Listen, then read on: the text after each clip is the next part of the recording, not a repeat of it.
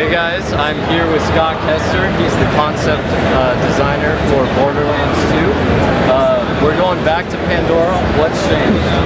I mean, quite a bit's changed. 5 years had passed, so at the end of the last game, the vault had opened, and now this thing called the Iridium has kind of been it's sort of ignited, let's say, with the vault open. So it's kind of a mineral. It's really special. It's got a lot of properties and powers. So a lot of people are interested in this. So there's a new antagonist, Handsome Jack. He's kind of overtaken the Hyperion industry. So they come down and they're basically, it's kind of like the gold rush. So there's this rare mineral, everybody wants it. So they're there, he's doing everything he can to get to it, and you are kind of heading towards the vault as well. So there's a new promise of a new vault that's open, and a lot of these new elements have been going on. So all these people have come here and they're trying to get their hands on it. He's trying to get there before you.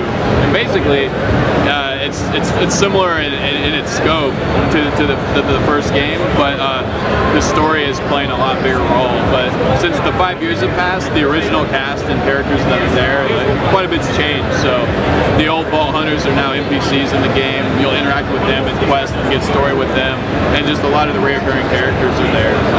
And from an actual high level standpoint, that's kind of the basic gist. So This Iridium blast, was it a blast that caused this? Yeah, it basically just kind of turned this stuff on. What was in the vault, it just sort of triggered, and now it's sort of like it's starting to like spread, and it's turning on and doing kind of weird things to the environment. And so any of the old environments, they're now overrun with this new mineral?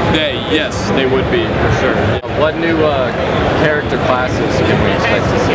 Yeah, I mean, on this one, we made the decision to just make new guys. There's a new Siren, Maya, and the Commando, the Assassin, and the Gunzerker. These are kind of, in a way, they're evolutions of the last game. Maya's a Siren like Lilith, but whereas Lilith phase walks, she phase locks, so she can hold things and trap them in a different time space and kind of crowd control. The Commando is similar to Roland in some instances. He does have a turret, but it's much more. It changes so much. He can throw it and teleport it. He can do all sorts of things in that. Zero, the Assassin, is kind of he's the long distance and the short distance character. So he can be played as a sniper, but he can be played a little more close. So anybody that was found in Mordecai will find a home in him. And Salvador is he's kind of an evolution of Brick in a way, whereas Brick was dual wielded like punching. He just dual wields any two weapons in the game. So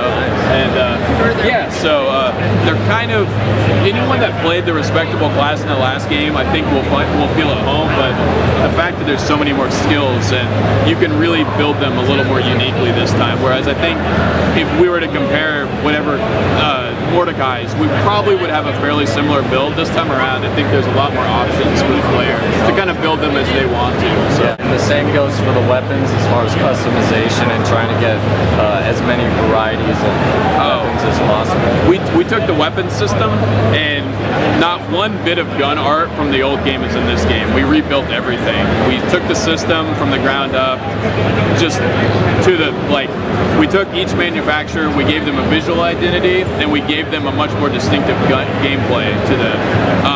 And that, not only did we do that with that, but we did it with the shields, we did it with the grenades, we did it with class mods, and with relics. So when you think about the amount of skills that you have at your disposal to the amount of options for building, it's really diverse, the kinds of builds you'll be able to have for your character. And I noticed while playing it, there were quite a, like the Thresher, the one that goes underground and pops up. There were many different varieties of that Thresher. Can we expect the same thing for more of the enemies throughout the world? Without a doubt. We have such a larger magnitude of unique enemies in this game compared to the last one, but not only that, we have those varieties of them. So if we're adding something, we're going to do as much as we can with it, to have as much unique gameplay and just visual, not only visual, changing, but just your actual game. The AI and just the way that you interact and that you fight in this is, we've just gone above and beyond, I think, what we had done before. And I think that the minute-to-minute gameplay really changes a lot, and I think it'll keep people really engaged in the experience. So, what new additions are you doing for the multiplayer side? we've basically looked at what we had, and from the 4-player cooperative side, we really just sort of doubled down on that. We're not really getting in the PvP side of things.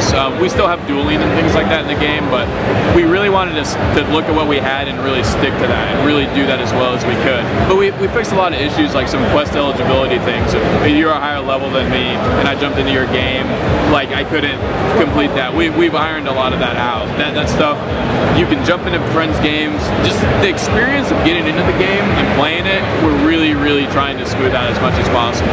You know, we're still supporting split screen because we feel like, once again, however you want to play the game, we want to support that. And each of the platforms, we're doing the best we can to make sure that that experience is as good as it can be. Thank you, Scott. Do you have a release date and platforms for Borderlands 2? Yeah, it's September 16th, and it's on PC, 360, and PS3. All right. Well, thank you.